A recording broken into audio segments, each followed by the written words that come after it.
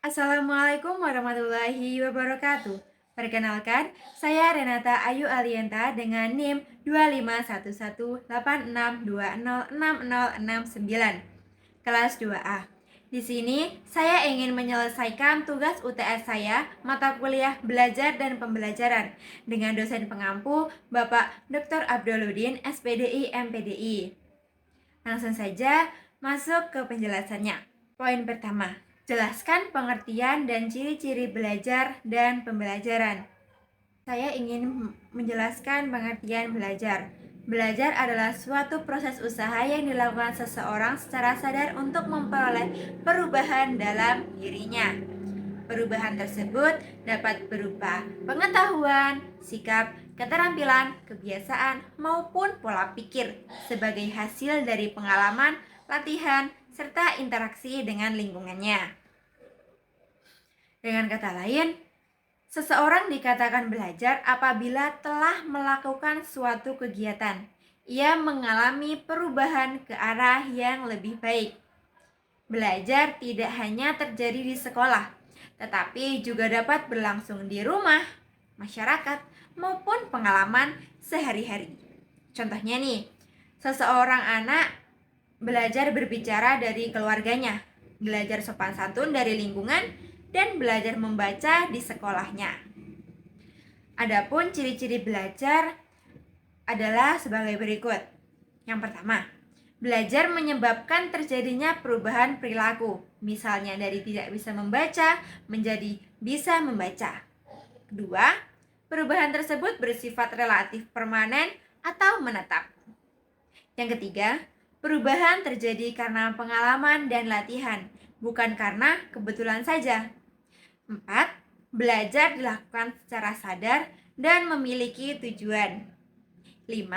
Belajar mencakup aspek pengetahuan, sikap, dan keterampilan. 6. Belajar memerlukan proses dan waktu, tidak terjadi secara instan. 7. Hasil belajar pada setiap orang bisa berbeda-beda. Selanjutnya, pembelajaran adalah proses interaksi antara guru, peserta didik, dan sumber belajar yang dirancang secara sengaja agar siswa dapat belajar dengan baik.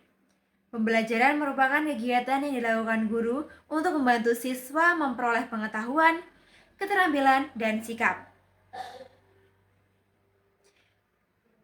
Nah, pembelajaran ini biasanya dilakukan di kelas, tetapi juga dapat dilakukan di luar kelas, seperti laboratorium, perpustakaan, atau bahkan melalui media digital.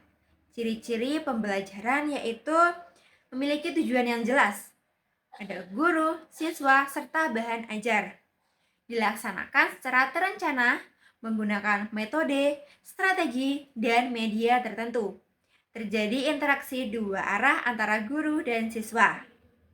Jadi, dapat saya simpulkan bahwa belajar adalah proses perubahan pada diri individu, sedangkan pembelajaran adalah proses yang dirancang untuk membantu terjadinya belajar. Poin nomor 2, jelaskan tujuan dan prinsip belajar dan pembelajaran.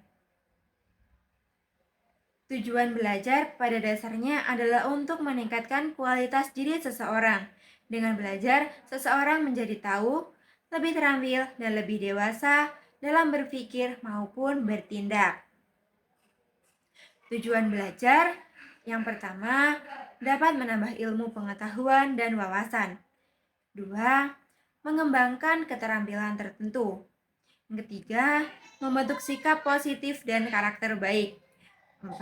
Mengubah perilaku ke arah yang lebih baik. 5. Menyesuaikan diri dengan lingkungan. 6. Menumbuhkan kemampuan berpikir kritis dan kreatif. Dan menjadi bekal untuk masa depan. Sedangkan tujuan pembelajaran adalah tujuan yang ingin dicapai melalui kegiatan mengajar di sekolah. Nah, tujuan pembelajaran yaitu membantu siswa memahami materi pelajaran, mencapai kompetensi yang telah ditentukan, dan mengembangkan potensi siswa secara optimal. menumbuhkan kreativitas dan inovasi, membentuk karakter peserta didik, serta melatih kerjasama dan komunikasi. Selain tujuan, belajar juga memiliki prinsip-prinsip yang harus diperhatikan agar hasilnya maksimal. Prinsip belajar yaitu yang pertama, belajar membutuhkan motivasi. Yang kedua, belajar itu harus aktif, bukan pasif. 3. Perlu latihan dan pengulangan. 4. Belajar berlangsung dari mudah ke yang sulit. 5. Belajar dipengaruhi oleh kesiapan fisik dan mental. 6. Belajar lebih baik jika ada minat dan perhatian. Serta setiap individu memiliki cara belajar yang berbeda-beda. Sedangkan prinsip pembelajaran adalah 1. Berpusat pada peserta didik. 2. Aktif, kreatif, efektif, dan menyenangkan. 4. 3. Memperhatikan perbedaan kemampuan siswa. 4. Menggunakan metode sesuai tujuan. 5. Memanfaatkan media pembelajaran.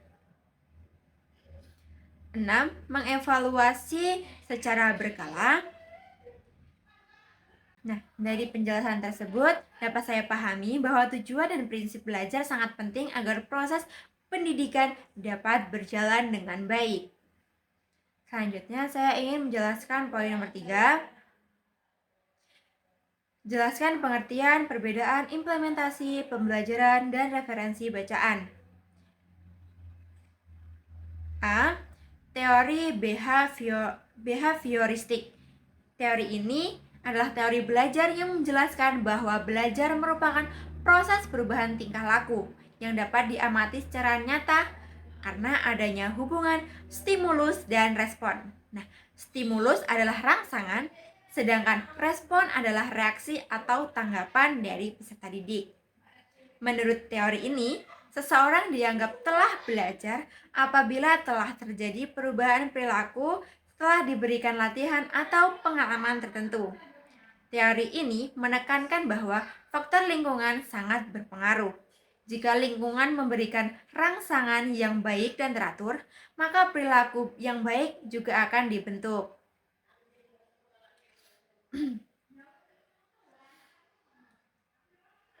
Perbedaan utama teori behavioristik dibanding teori lain adalah fokusnya pada hasil belajar yang tampak dan dapat diukur.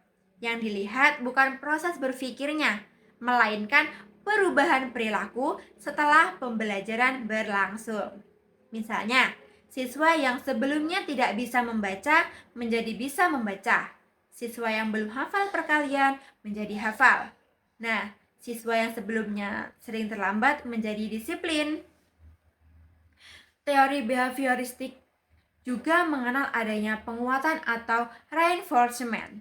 Penguatan positif diberikan dalam bentuk hadiah, pujian, atau penghargaan. Nah, sedangkan penguatan negatif dapat berupa teguran atau hukuman ringan agar perilaku yang tidak baik tidak diulangi kembali. Contoh implementasi teori ini dalam pembelajaran yang pertama, guru memberikan latihan soal secara berulang agar siswa terbiasa. 2. Siswa diminta menghafal perkalian, rumus, atau kosakata. 3. Guru memberikan pujian kepada siswa yang menjawab benar. 4. Guru memberi nilai tambahan bagi siswa yang aktif. 5. Guru menegur siswa yang tidak mengerjakan tugas. Dan pembiasaan antri sebelum masuk ke kelas. Nah, kelebihan teori behavioristik adalah mudah diterapkan, cocok untuk pembelajaran dasar, membentuk disiplin, dan memudahkan guru mengukur hasil belajar siswa. Nah, kelemahannya siswa cenderung pasif dan terlalu bergantung pada guru dan kurang melatih kreativitas. Tokoh teori ini antara lain Ivan Pavlov, Edward L. Thorndike, John B. Watson, dan B.F. Skinner. Nah, selanjutnya materi B, teori konstruktivistik. Teori ini adalah teori belajar yang menyatakan bahwa pengetahuan tidak hanya dipindahkan dari guru kepada siswa, tetapi dibangun sendiri oleh siswa melalui pengalaman, pengamatan, dan proses berpikir. Dalam teori ini, siswa menjadi pusat kegiatan belajar.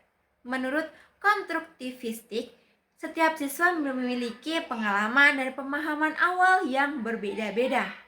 Oleh sebab itu, ketika menerima materi baru, siswa akan menghubungkan pengetahuan baru dengan pengalaman yang sudah dimilikinya. Dari proses itulah terbentuk pemahaman yang lebih bermakna. Perbedaan utama teori konstruktivistik dengan behavioristik adalah proses belajar. Jika behavioristik menekankan hasil yang tampak, maka teori ini menekankan bagaimana siswa memahami, menemukan, dan mengetahui pengetahuannya sendiri. Guru tidak lagi menjadi sumber satu-satunya belajar, melainkan sebagai fasilitator dan motivator.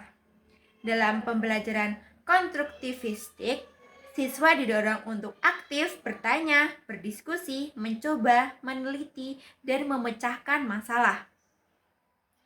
Pembelajaran lebih menekankan pengalaman langsung agar siswa benar-benar memahami konsep. Contoh implementasi teori konstruktivistik dalam pembelajaran yaitu 1.